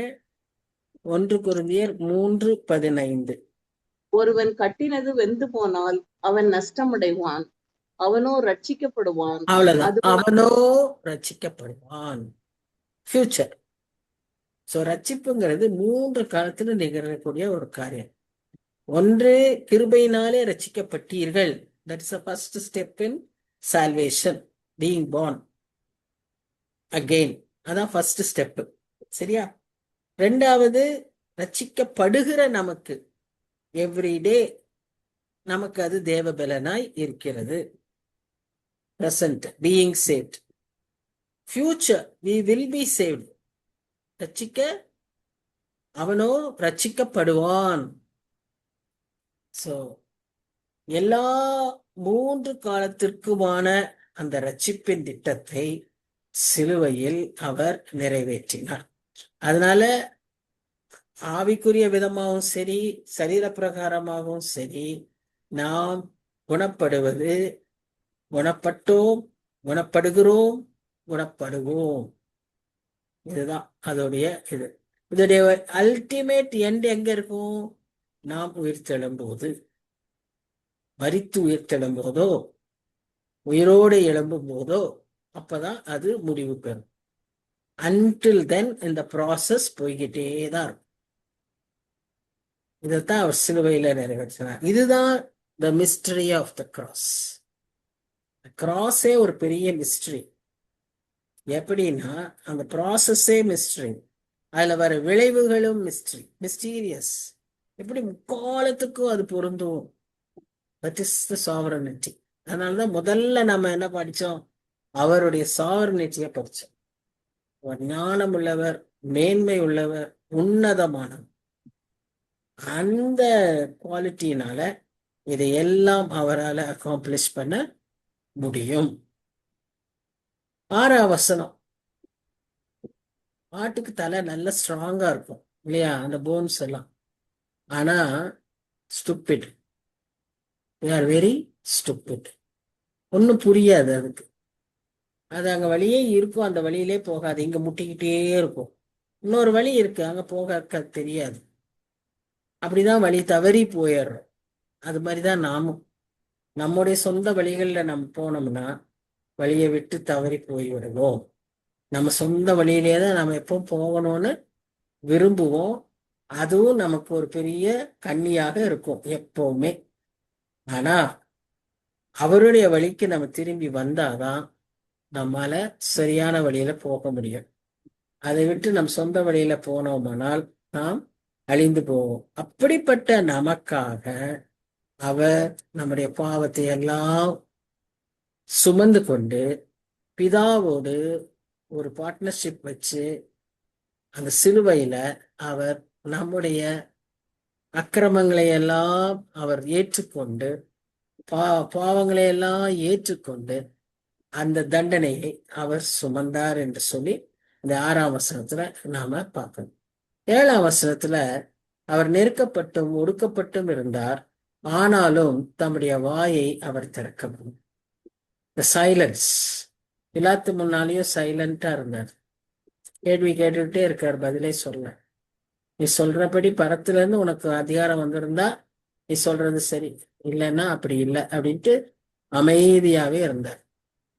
இப்போ இங்க இவ்வளவு நெருக்கப்பட்டு ஒடுக்கப்பட்டு ரிஜெக்ட் பண்ணப்பட்டு அசிங்கப்படுத்தப்பட்டு வாயே திறக்க, ஒரு ஆட்டுக்குட்டியை அடிக்க கொண்டு போகிற மாதிரி அவர் அமைதியா இருந்தார், தம்முடைய வாயை திறவாதிருந்தார். அடுத்து இடுக்கணிலும் நியாய தீர்ப்பிலும் இருந்து அவர் எடுக்கப்பட்டார். அவருடைய வம்சத்தை யாரால் சொல்ல முடியும்? ஜீவன் உள்ளோருடைய தேசத்திலிருந்து அறுப்புண்டு போனார். So he died. சும்மா வெறும் பாடு மாத்திரம் பட்டுட்டு சிலுவையில அவர் அப்படியே இதாகல. ஹி டைட், அறுப்புண்டு போனார். என் ஜனத்தின் மீறுதலை நிமித்தம் அவர் வாதிக்கப்பட்டார். இதெல்லாம் எதுக்கு அவங்க செஞ்சாங்கன்னா, ஒரு கிரிமினலோட கிரிமினல் டெத்து அவருக்கு கொடுத்து, கிரிமினலோட அந்த கிரேவ்ல அவரை போட்டு, அவர் கடவுளுங்கிற அந்த ஒரு ஆனரே அவருக்கு இருக்கக்கூடாதுன்னு தான் இந்த மக்கள் எல்லாம் பிளான் பண்ணி வச்சிருந்தாங்க. துன்மார்க்கரோடே அவருடைய பிரேத குழியை நியமித்திருந்தார். ஆனாலும் அவர் மரித்த போது ஐஸ்வர்யவானோடு இருந்தார். அவர் கொடுமை செய்யவில்லை, அவர் வாயில் வஞ்சனை இருந்ததும் இல்லை. இத பார்ப்போம். First, he never opened his mouth. அவரை குற்றப்படுத்தினவர்கள் முன்பாகவும் அவர் அமைதியா இருந்தார். அவர் பாடுபடும் போதும் அவர் அமைதியா இருந்தார். அவர் தனக்காக தன்னை நியாயப்படுத்தும்படியாக அவர் எதையுமே பேசவில்லை. அவர் பேசினதெல்லாம் கர்த்தரை மகிமைப்படுத்துவதற்காக மாத்திரமே. நம்முடைய வார்த்தைகளும் அப்படிப்பட்டதா இருக்கணும். கிருபையினாலும் உப்பினாலும் சாரமேற்றப்பட்ட வார்த்தைகளாக, நல்ல ஆசீர்வாதமான வார்த்தைகளாக இருக்கிறதற்கு டெய்லி நாம செபிக்கணும். நம்ம வாயிலிருந்து நிறைய வேண்டாத வார்த்தைகள் வந்துடும். ஆனா we have to pray or keep silent. இந்த மாதிரி ஒன்னா ஆசீர்வாதமான வார்த்தைய பேசணும், அல்லது வாய் மூடி இருக்கிறதுக்கு பழகணும். அவங்க நம்மளை குற்றப்படுத்தினாலும் தப்பா சொன்னாலும் அமைதியா இருக்கிறதற்கு நாம் கற்றுக்கொள்ள வேண்டும். இதனால என்ன, அவர் ஆட்டை போல போனாருன்னு சொன்னோன்னே அவரு எதுவுமே செய்ய முடியாமலா அவர் போனாரு? He was in control. He was in control. He was strong. இந்த இப்படி சூழ்நிலையில வாய் பேசாம வாய் மூடி இருக்கிறது தான் ஸ்ட்ரென்த். சொன்ன உடனே தட்டுப்புட்டுன்னு சட்டை போட்டு பேசுறது it's not a strong personality. வாயில வார்த்தைகளை வடபடான்னு விடுறது இட்ஸ் நாட் ஸ்ட்ராங் பர்சனாலிட்டி. அதை அடக்கி அமைதியில இருக்கிறது தான் strength. That is what Jesus did. He was in control. He was silent but not hopeless or helpless. அடுத்ததா the suffering servant. ஃபர்ஸ்ட் என்ன பார்த்தோம்? sovereign servant. இப்ப நம்ம என்ன பார்த்தோம்? suffering servant. அடுத்ததா பார்க்கறது silent servant. இந்த இதுல இந்த பகுதியில நம்ம பார்க்கறது silent servant. அப்ப இந்த இடத்துல நம்ம என்ன பார்க்கிறோம்னு சொன்னா, இவர் எவ்வளவு தூரம் பாடுபட்டாரு, எவ்வளவு தூரம் பாதிக்கப்பட்டாருன்னா, இந்த லேண்ட்ல இருந்து ஜீவனுள்ள தேசத்திலிருந்து அற்று போக பண்ணார். கட் ஆஃப் அப்படின்னா என்ன? ஒரு ப்ரீமெச்சோர் டெத், காலத்துக்கு முன்பாகவே கொடுக்கப்படுகிற ஒரு டெத். ஆனா இது ஏதோ மனுஷரால திட்டமிடப்படல. கர்த்தருடைய வேளையில கர்த்தரே அதை செய்தார். அந்த சஃபரிங் சர்வன்ட்டுக்கு ஒரு முடிவை கொண்டு வந்தார். சோ இந்த டெத்துக்கு அப்புறம் எல்லாரும் நினைச்சது என்னன்னா, அந்த கிரிமினல்ஸோட அவரு புதைக்கப்படுவார் அப்படின்னு நினைச்சாங்க. அது ஒரு பள்ளத்தாக்குல அப்படி தூக்கி போடுவாங்க. அந்த கெஹனா, ஆஹ் அது தமிழ்ல ஒரு நல்ல பள்ளத்தாக்கா இருக்கே, நம்ம இதை முன்னாலே பார்த்திருக்கோம். எருசலேமுக்கு பின்னால இருக்கக்கூடிய ஒரு பயங்கரமான பள்ளத்தாக்கு. ஆமா. நம்ம முன்னாலே அது ஒரு தமிழ்ல ஒரு நல்ல வார்த்தை வர மாட்டேங்குது. அந்த பள்ளத்தாக்கு, சரி, அந்த பள்ளத்தாக்குல தூக்கி அந்த கிரிமினல்ஸ போடுவாங்க. அதே இடத்துலதான் இயேசு கிறிஸ்துவையும் போடுவதற்கு இவங்க திட்டமிட்டு இருந்தாங்க. ஆனா ஆண்டவரோட திட்டம் பெரியது. அவர் என்ன செய்தார்னா, அவர் மரித்து அடக்கம் பண்ணப்பட்டது ஒரு பெரிய ஐஸ்வர்யவானுடைய கல்லறையில. நமக்கு தெரியும், யோசேப்பு என்கிற அரிமத்தேய ஊரானாகிய யோசேப்புடைய அந்த யாரும் இதுக்கு முன்பாக பயன்படுத்தப்படாத ஒரு கல்லறையில, ஒரு புது கல்லறையில, ஒரு பணக்காரனுடைய கல்லறையில, வித் ரிச் மேன் அவரு அடக்கம் பண்ணப்பட்டார் என்று சொல்லி நாம பார்ப்போம். இது கர்த்தருடைய திட்டம். சோ இது இது இது ஒரு பலன், அவருக்கு கிடைக்கிற ஒரு பலன். நாம பார்த்தோம் இல்லையா, இந்த லாஸ்ட் பார்ட் அவருக்கு கிடைக்கக்கூடிய பலன்களை பார்த்தோம். இது ஒரு பலன். அவர் இவ்வளவு அவமானப்படப்பட்டு அவ்வளவு தள்ளப்பட்டிருந்தாலும் அந்த மரண சமயத்துல அந்த மரணம் அவருக்கு ஒரு நல்ல ஒரு முடிவை கொடுத்தது என்று சொல்லி பார்த்தோம். சோ கடைசி வரை அவர் வாய் திறவாமல் பாவம் செய்யாமல் இருந்தார். அவர் பாவம் செய்யவே இல்லை. He was a sinless servant. First sovereign servant, suffering servant, silent servant. Now he is a sinless servant. கொடுமை செய்யவும் இல்லை, வாயினால் பாவம் செய்யவும் எந்த பாவம் அவர் செய்யும் கடைசி வரைக்கும். அதுக்கான வாய்ப்புகள் வரும்போது அமைதியா இருந்தார்.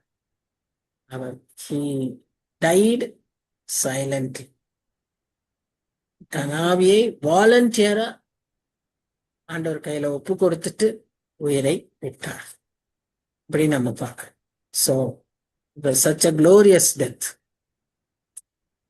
இந்த 10ஆம் வசனத்துல நம்ம என்ன பார்க்கிறோம்னா, கர்த்தரோ அவரை நொறுக்க சித்தமாகி அவரை பாடுகளுக்கு உட்படுத்தினார்.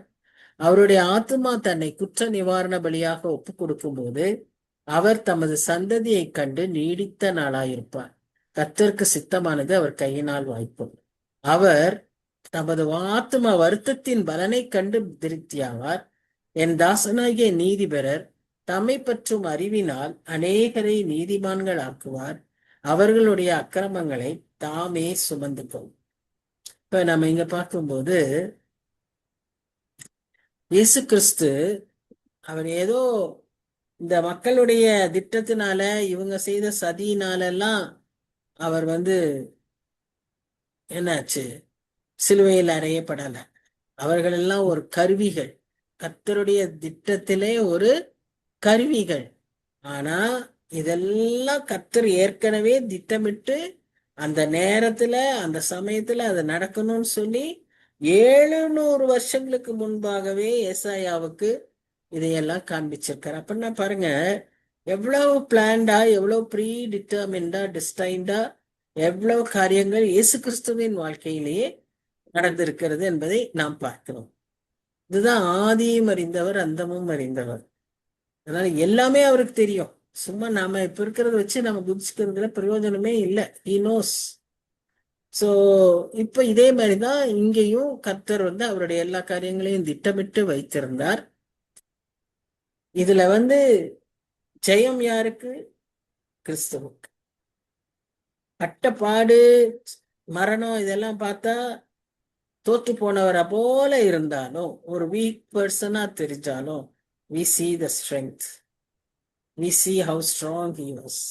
We see his self-control. வாயை திறக்காம இருந்தார், பாவம் செய்யாம இருந்தார். அந்த மாதிரியான கஷ்ட சூழ்நிலையிலும் எல்லாராலும் இப்படி அபாண்டமா எல்லாம் பண்ணப்பட்டிருந்தாலும், அநியாயமாய் செய்யப்பட்டிருந்தாலும், அக்கிரமக்காரரோட சேர்ந்து போடப்பட்டாலும், அவர் அமைதியாய் இருந்தார். அது அப்படி அவர் செய்வதை கர்த்தர் அனுமதித்தார். கர்த்தராக அவரை நொறுக்கினார் என்று சொல்லி பார்த்தோம், நொறுக்கப்பட்டார்னு பார்த்தோம். So it was sort of pleasing to God. அப்போ இந்த இடத்துல அவர் அப்படி செய்யும்போது அந்த ஆத்தும பலனை கண்டு அவர் மகிழ்வார்னு சொல்லி பார்க்கணும். அதுதான் the substituting servant. அவர்களுக்கு பதிலாக, நமக்கு பதிலாக அவர் சிலுவையை ஏற்றுக்கொண்டதுனால we call him as a substitutionary servant, a substituting servant, sacrificing servant, suffering servant, a substitutory servant.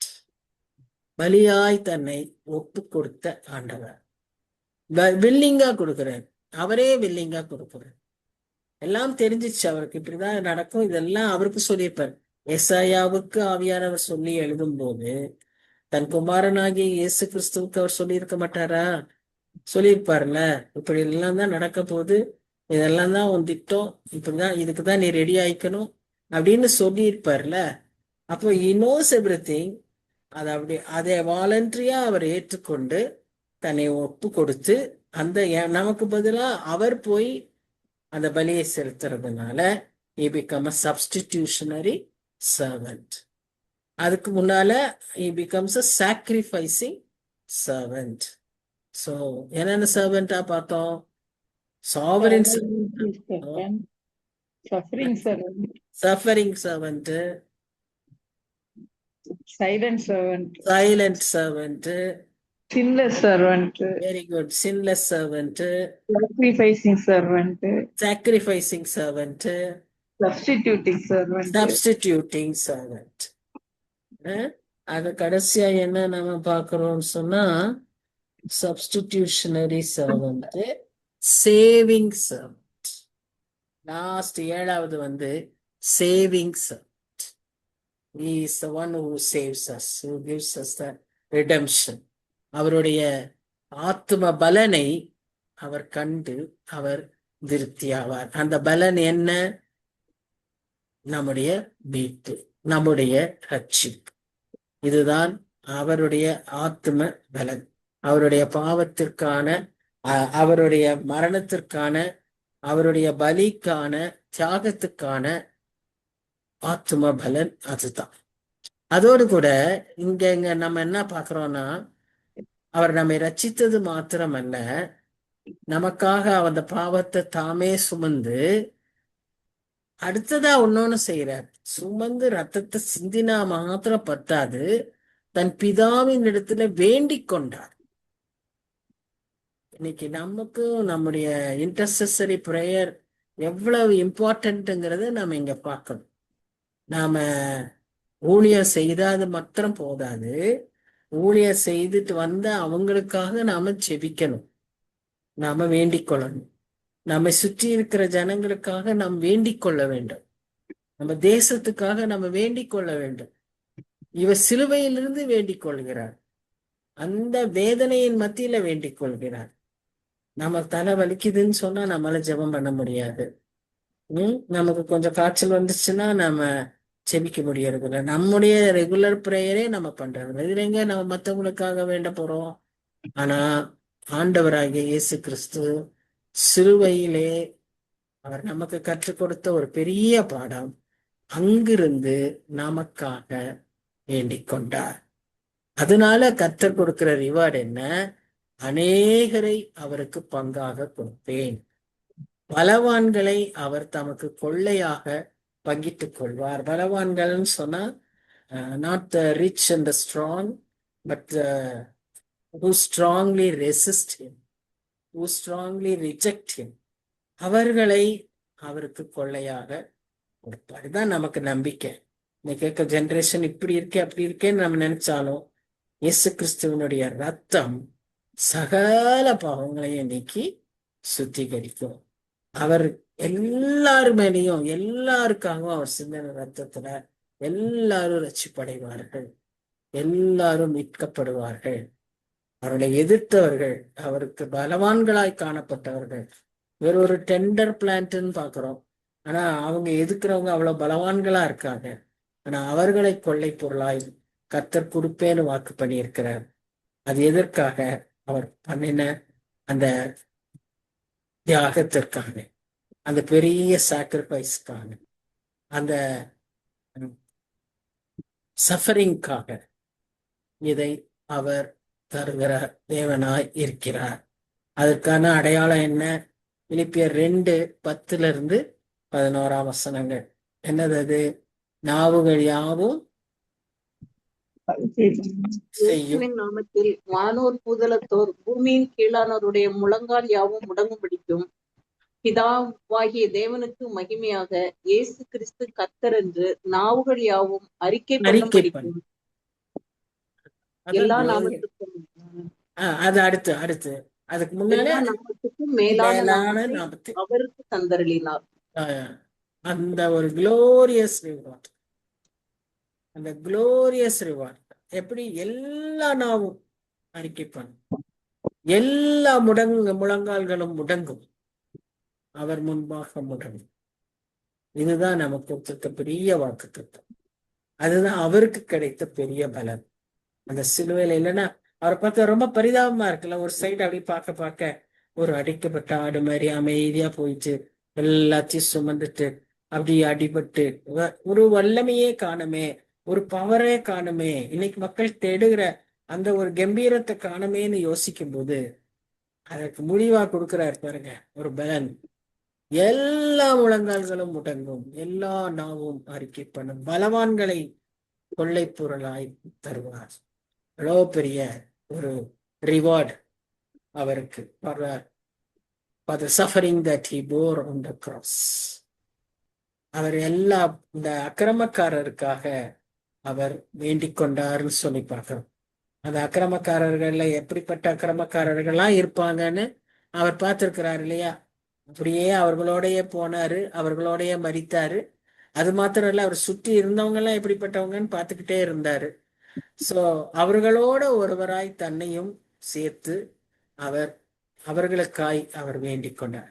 ஏன்னா இன்டர்செசரி பிரேயர்ல ஃபர்ஸ்ட் பாயிண்ட் என்னன்னா, அந்த மக்களோட நாம் ஐடென்டிஃபை பண்ணணும். எந்த தேசத்துக்காக ஜெபிக்கிறோமோ, எந்த காரணத்துக்காக ஜெபிக்கிறோமோ, நாம எங்கேயும் மேல நின்றுட்டு ஜெபிக்கிறதுல பிரயோஜனம் இல்லை. அது அந்த பரிசேயன் பண்ணின ஜெபம் மாதிரி தான் இருக்கும். நாம நெகேமியாவுடைய ஜெபமா இருக்கட்டும், தானியேலுடைய ஜெபமா இருக்கட்டும், நாங்கள் பாவம் செய்தோம், அவர்கள் பாவம் செய்தார்கள், அவர்களுக்காக நாங்கள் ஜெபிக்கிறோம்னு அவர் யாருமே ஜெபிக்கல. நாங்கள் பாவம் செய்தோம், நாங்கள் அக்கிரமம் செய்தோம், நாங்கள் உம்முடைய கட்டளைக்கு மீறி நடந்தோம், இப்படிதான் எல்லாரும் ஜெபிச்சாங்க. இயேசு கிறிஸ்துவும் அப்படிதான் ஜெபித்தார். அவர்களோடு ஒருவராய் தன்னை வைத்து அவர் ஜெபித்ததினாலே அது மாதிரி நாமும் ஜெபிக்க பழகணும். அது மாதிரி நாம் ஜெபிக்கும் போது அவரோடு கூட we are having partnership, பங்காளிகளாகும் பொருட்டு நமக்கும் அவர் நமக்கு அந்த உரிமையை தருகிறார். அவருடைய ஆசீர்வாதத்துல மாத்திரம் நம்ம பங்காளிகளாக கூடாது, பாடுகள்ல பங்காளிகளாகணும்.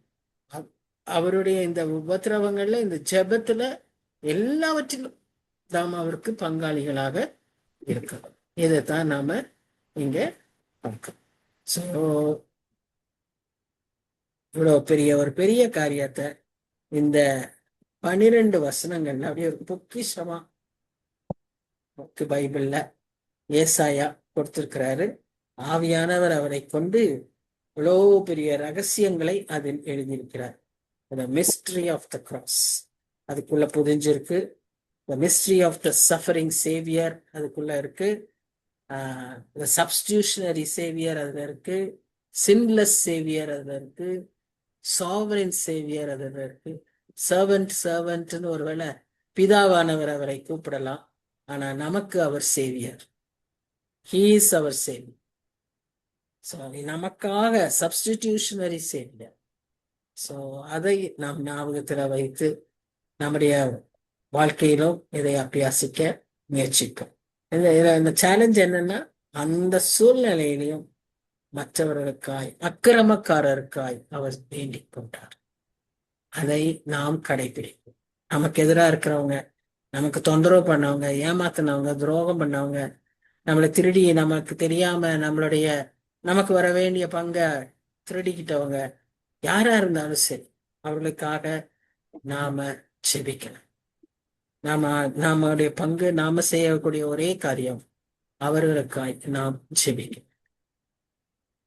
அநியாயமா செஞ்சுட்டாங்க, அபகரிச்சுட்டாங்க, ஆனாலும் நாம செபிக்கணும். ஏன்னா அவருக்கு நேரிடாத அக்கிரமம் எதுவுமே இல்லை.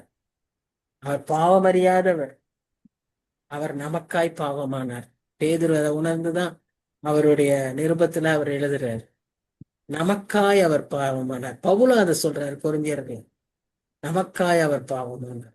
இப்போ அந்த சப்ஸ்டிடியூஷன், அதை உணர்ந்தவர்களால் நாம் நம்முடைய வாழ்க்கையில வேற என்ன செய்ய முடியும்? அவங்களுக்காக நம்ம செவிப்போம். எல்லாம் அவர் நமக்காக அவர் செஞ்சிட்டாரு, அட்லீஸ்ட் இதை நாம செய்யணும். இதைத்தான் அவர் நம்மகிட்ட எதிர்பார்க்கிறார். நாம் அதை செய்வதற்கு ஆயத்தமாய் இப்போ கர்த்தர் நமக்கு அந்த பலனை தரணும். நமக்கு விரோதமா இருக்கிறவங்களுக்காக, நம்மை தூஷிக்கிறவங்களுக்காக, நமக்கு பின்னால புரணி பேசுறவங்களுக்காக, நம்ம சண்டை போடுறவங்களுக்காக, எல்லாருக்காகவும் நாம வேண்டிக் கொள்ள கடமைப்பட்டவர்களாய் இருக்கிறோம். ஜெபிப்போமா? யாராவது ஜெபிக்கிறீங்களா?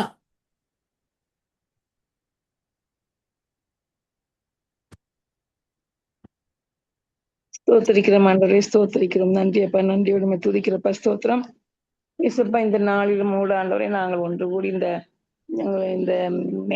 நாளைய தினத்தில் நடக்க வேண்டியதா இருந்தாலும் அது தடை இல்லாமல் இன்றைய தினத்தில் நாங்கள் ஒன்று கூடி இந்த ஏசாயா 53ஆம் அதிகாரத்தை நாங்கள் இந்த பைபிள் ஸ்டடி நாங்கள் எல்லாரும் பங்கு கொள்வதற்கு நீர் எங்களுக்கு கொடுத்த கிருபைக்காக உமக்கு கோடா கோடி ஸ்தோத்திர செலுத்துறப்பா, ஸ்தோத்திரிக்கிறோம். சிஸ்டருக்கு இந்த நாளிலே கொடுத்த நேரத்திற்காக உமக்கு கோடா கோடி ஸ்தோத்திரம் செலுத்துறப்பா, ஸ்தோத்திரம். நீ மட்டுமாக ஆண்டவரே, நாங்கள் உங்களுடைய பாடுகள், மரணங்கள், ஆண்டவரே உங்களுடைய வேதனைகள் எல்லாவற்றையும் ரொம்ப டீட்டெயிலாக நாங்கள் அறிந்தோம் ஆண்டவரே. இது நிமித்தமும் நீர் எவ்வளவு தூரம் நீர் எங்களுக்காக அக்கிரமக்காரக்காக நீர் வேண்டிக் கொண்டிருந்து அறிகிறோம். அதனாலே ஆண்டவரே, நாங்கள் அந்த நீர் பட்ட அந்த வேதனை பாடுகளின் நிமித்தமாக உங்களுடைய தாழ்வுகளால் நாங்கள் குணமாகிறோம், நாங்கள் ரட்சிப்பு அடைகிறோம் ஆண்டவரே.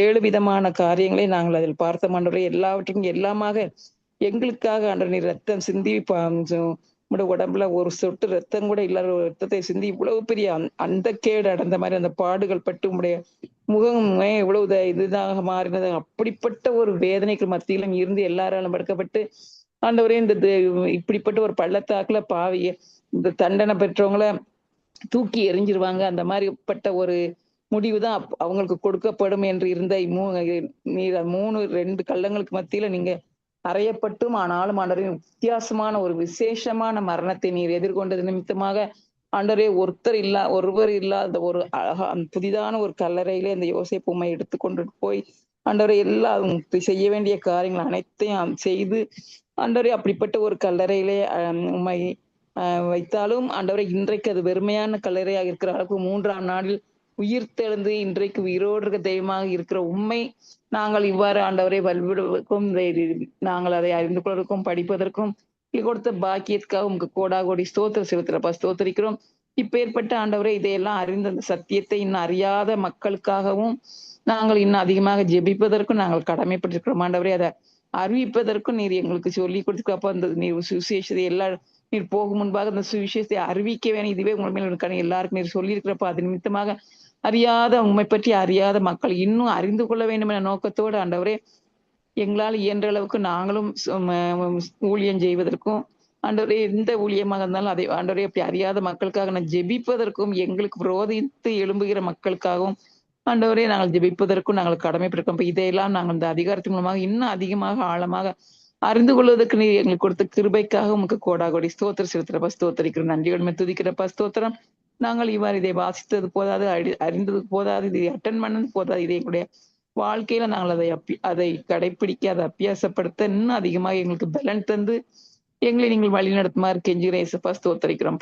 பங்கு பெற்ற ஒவ்வொருவரும் கரத்தில் கொடுக்கிறோம். எல்லாருக்கும் நீங்க தடைகள்லாம் நீக்கி பங்குபடுத்தி கொடுத்த கிருபைக்காக கோடா கோடி ஸ்தோத்திரம். நீங்களே சகல காரியங்களை பொறுப்பெடுத்துக் கொள்ளுங்கப்பா, வழி நடத்துங்க. துதிகன மகிமை எல்லாவற்றும் உமக்கே செலுத்துகிறோம். இயேசு கிறிஸ்துவின் மூலம் எங்கள் ஜெபம் கேளும் பிதாவே, ஆமென். ஆமென். ஆமென். ஆமென். Thank you very much. Thank you for the beautiful prayer, sister. Thank you, sister. Thank you. Good Good night. night. Good night, Good John. night. Good night.